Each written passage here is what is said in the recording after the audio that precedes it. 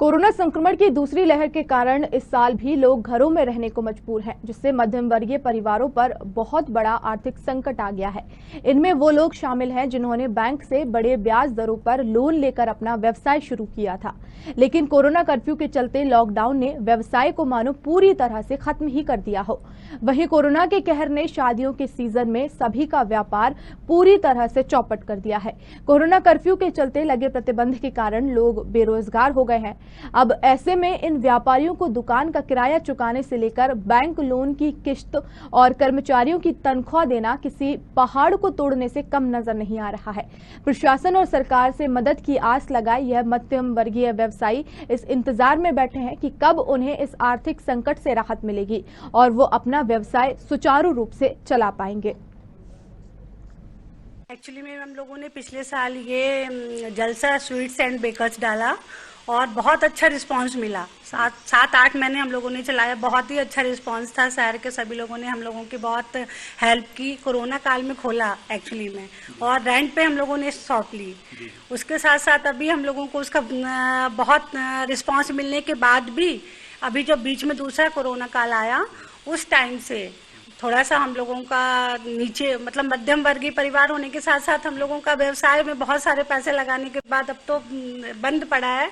2 महीने हो गए। मैं आपको बताना चाहूंगी कि कोरोना के कारण शायद मुझे ये लगता है, मुझे क्या हर ब्यूटिशियन को ये लगता होगा कि सबसे ज्यादा हमें ही प्रॉब्लम हुई है, क्योंकि हम लोगों का जो मेन काम होता है वो मार्च, अप्रैल, मई, जून में ही होता है।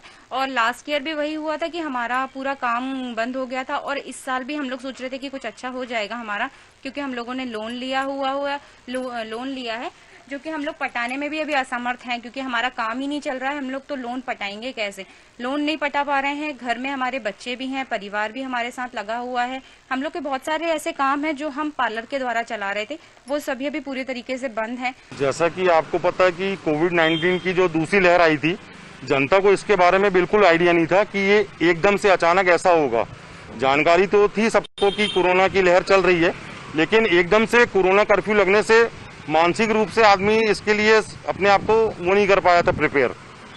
जैसे कि लोगों के पास जो भी राशन पानी की व्यवस्था थी, आदमी 15 दिन 20 दिन उसी दौरान उससे उसका खर्च चलता रहा। रही बात अनाज की, तो अनाज के लोगों ने कालाबाजारी जैसे भी स्थिति पैदा हुई, अनाज को लोगों ने दबा दिया।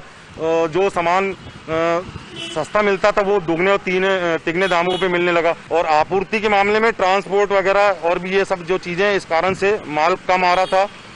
पैदावार तो अनाज की हो ही रही है, सब्जी भाजी सब आई रही थी, लेकिन पब्लिक में जो बाहर नहीं निकल पा रही थी, उस कारण से इनको भी फेंकना पड़ा था सब्जी भाजी को भी। आज जो है निम्न वर्ग के जो है बहुत महंगाई की मार पड़ी है, उस पर सबसे ज्यादा वही वर्ग परेशान है, ठीक है ना। और जो है आज कहना चाहिए लॉकडाउन की वजह से सबसे ज्यादा परेशानी हुई। लॉकडाउन आज कहना चाहिए खुल जाना चाहिए कुछ दिनों के लिए, फिर लगते रहना चाहिए। अच्छा, मतलब ऐसा आपको लग रहा है कि रोटेट होते रहना चाहिए? रोटेट होता रहना चाहिए। अभी तकरीबन 1.5 महीने से ज्यादा समय, 1.5-2 महीने से। हाँ, तो आपको लगता है महंगाई की मार झेल रहा है आम आदमी, जबकि सारा बहुत परेशान है, बहुत पूरा चौपट हो गया है। इस समय मैं छिंदवाड़ा के Rajiv Gandhi private bus stand के इस मार्केट में खड़ा हूँ। आप मेरे पीछे देख सकते हैं, पूरा मार्केट बंद है। ये सारी दुकानें मैं आपको दिखाना चाहूँगा। अपने कैमरामैन से बोलूँगा कि आप दिखाइए जरा। ये सारी दुकानें आप देखिए, ये लगभग पूरा का पूरा मार्केट यहाँ पर बंद है।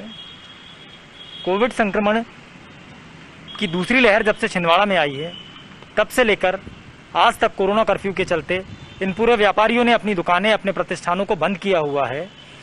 ऐसे में एक सवाल खड़ा होता है कि इन दुकानदारों ने, जिन्होंने बहुत सारे बैंक से लोन लिए हुए हैं, इनको EMI चुकानी है, उन पर इंटरेस्ट देना है, तो ये इस बंद के कारण अपने इस आर्थिक संकट से जिस तरह जूझ रहे हैं, हमने ऐसे बहुत सारे व्यापारियों से आज बात की है और जानने की कोशिश की है कि इस कोरोना कर्फ्यू के दौरान उन पर किस तरह का आर्थिक संकट गहराया है।